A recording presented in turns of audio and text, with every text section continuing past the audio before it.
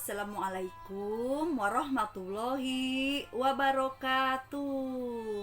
Jumpa dengan saya lagi, Neng Eva. Gimana kabarnya sahabat-sahabatku semuanya hari ini? Semoga sahabat-sahabatku yang soleh dan solehah, yang baik hatinya, yang tidak sombong, rajin menabung dan juga rajin sedekah, serta yang cantik dan yang ganteng, semoga kabarnya hari ini sehat-sehat selalu dan dalam lindungan Allah Subhanahu wa Ta'ala. Dan semoga kita semua mendapatkan kucuran rahmat, keberkahan, dan keridhoannya, serta mendapatkan syafaat baginda Rasulullah Shallallahu Alaihi Wasallam, baik ketika di dunia maupun di akhirat kelak. Amin, amin, amin ya robbal alamin. Baik sahabatku semuanya, saya ucapkan terima kasih kepada sahabat-sahabat dan teman-teman yang baru gabung di sini ya.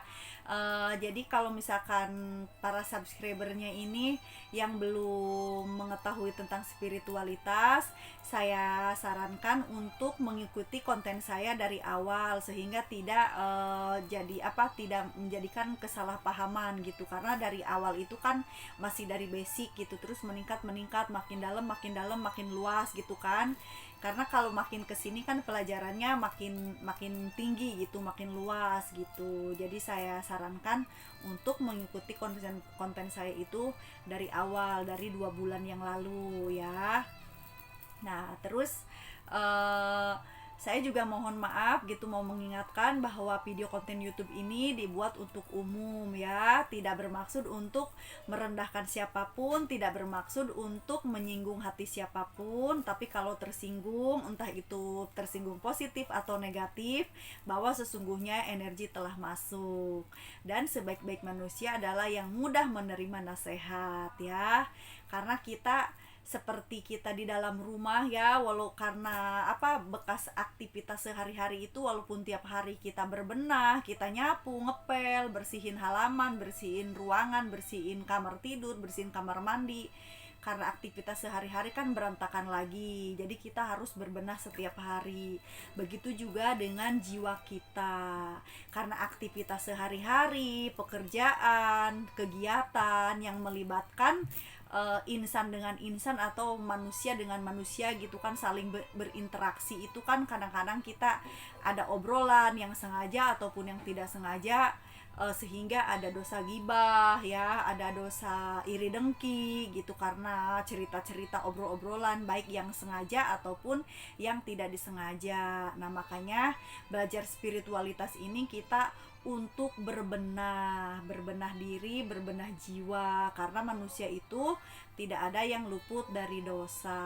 Makanya kita berbenah seminimal-minimalnya itu kan tahu artinya penyakit batin itu apa gitu. Terus kita jadi melek jiwa gitu, sadar jiwanya. Walaupun misalkan kita tergelincir dalam satu dosa atau kesalahan atau kehilafan, setidaknya kalau kita belajar setiap hari tentang spiritualitas itu, kita ada untuk pertumbuhan dan perkembangan ya, artinya untuk berbenah jiwa gitu, sehingga apa yang kotor itu kita bersihkan lagi, kotor kita bersihkan lagi. Tapi jangan disengaja-sengaja ngotorin jiwa kita, hati kita ya. Kalau bisa ya kita sebisa mungkin menghindari gitu. Namanya ibaratnya berbuat dosa itu ya jangan disengaja-sengaja gitu.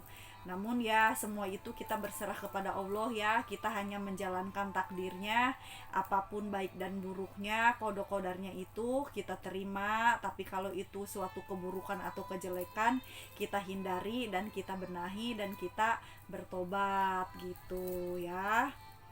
Nah sekarang kita lanjutkan dengan psikologis orang umum atau manusia pada umumnya atau orang awam yang gandeng nafsu mutmainah, al-nafs al-mutmainah ya.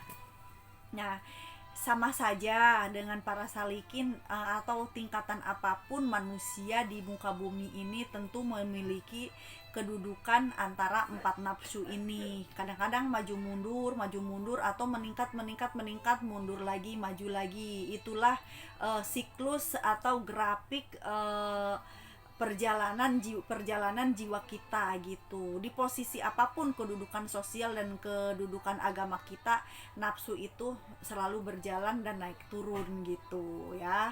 Tapi ya sebagus-bagusnya kita sudah menapaki jalan spiritualitas, dan kalau udah tahu tentang ilmu nafsu ini, jadi kita cepat berbenah gitu. Jadi jangan sampai kalau udah mundur itu menetap di sana. Jadi kalau usahakan maju dan meningkat terus nafsunya ke al-nafs al-mutmainah. Al-nafs mutmainah ini yaitu nafsu yang tenang. Jadi setelah al-nafs al-mulhamah, kita beranjak lagi ke nafsu al-mutmainah. Al-mutmainah ini nafsu yang tenang, nafsu yang tentram, hatinya dipenuhi dengan zikrullah, sudah tidak menginginkan keburukan, tidak menginginkan perbuatan jelek. Jadi dia udah tenang gitu, udah nggak kabita gitu, udah nggak tergoda sama hal-hal yang sifatnya buruk gitu, kecuali Allah menakdirkannya secara tidak sengaja gitu ya. Apalah daya kan, namanya kita tidak punya daya dan upaya kecuali Allah Subhanahu wa taala. Namun pada umumnya kondisinya ini dalam ketenangan gitu. Walaupun orang awam banyak yang ada di posisi seperti ini gitu. Karena nafsu itu naik turun. Naik turun, ada yang jalannya maju terus udah naik malah mundur lagi, ada yang mundurnya satu tingkat, ada yang jelek langsung ke muamarah gitu kan. Ada yang dari muamarah langsung jelek ke al-nafs al-mutmainah, ada yang seperti itu. Ada juga dari muamarah terus ke lawamah, ke sufiyah, mulhamah, baru ke al-mutmainah. Jadi itulah perjalanan hawa nafsu gitu ya. Jadi yang manakah kita ada di posisi mana, tentu jiwa kita yang tahu. Tapi memang kadang-kadang kita tuh nggak sadar kita nih adanya di posisi mana sih gitu kan. Nah itu kita butuh tafakur, butuh bermuhasabah diri gitu. Jadi yang ngeceknya yaitu pokoknya kalau mau amarah berarti kan dia egonya tinggi, tidak peduli halal haram, tidak peduli kepentingan umum, yang penting aing nu bener gitu, aing nu pinter, aing nu hebat gitu, saya yang bener, saya yang pinter, saya yang hebat, yang lain pokoknya di bawah semua, yang lain lebih jelek semua, saya yang lebih baik. Nah itu biasanya muamarah adanya di situ ya. Terus kalau misalkan alawamah ya itu yang nafsu makan minum, hasrat seksual, dan mencari uang harta benda yang berlebihan atau toma atau serakah ya. Jadi kita bisa mengukur nih lawamah kita ini berlebihan apa normal gitu. Terus sufiyah, ya ke sufiyah kalau kita sudah mampu mengendalikan nafsu lawamah berarti kita ada di nafsu sufiyah.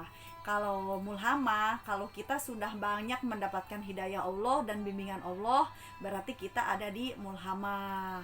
Nah kalau yang al-nafs al-mutmainah ini, walaupun orang awam banyak di posisi ini, ciri-cirinya orangnya hatinya tenang, tentram, banyak zikir, banyak hidayah, banyak taufik Allah Subhanahu wa taala yang di dalam jiwanya itu, sehingga terang dan tenang gitu.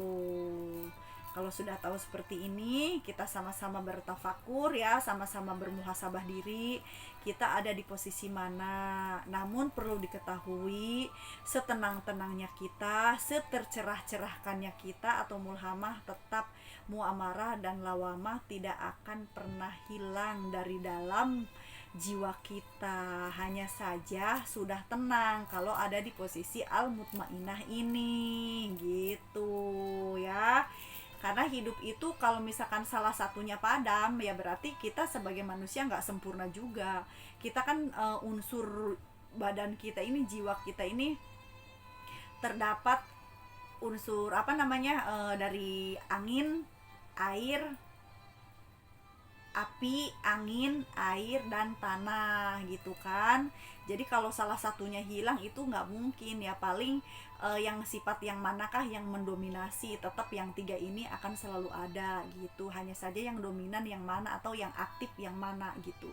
Yang lebih aktif, yang bercahaya, yang berputar-putar di antara cakra kita itu kan, cakra ada 7 atau ada 9 kan. Nah itu yang manakah yang paling aktifnya gitu. Makanya karena itu tuh posisi seperti itu tuh nafsu kita itu naik turun. ada yang bilang setahun itu meningkat satu gitu kan. Namun kan kita tidak tahu pada saat dilahirkan kita posisinya di mana gitu kan. Nanti kita akan bahas lagi ya, lebih dalam lagi tentang perjalanan al nafs, iya maksudnya nafsu ini gitu. Nanti kita bahas lagi, nih durasinya sudah 10 menit.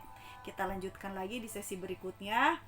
Saya mohon maaf kalau ada kekurangan dan kesalahan dalam menyampaikannya. Saya hanya manusia biasa yang belajar dan terus belajar. Ambil baiknya, buang buruknya, dan semoga bermanfaat ya. Minal aidin wal faidin, mohon maaf lahir dan batin. Wassalamualaikum warahmatullahi wabarakatuh. Sehat lahir batin.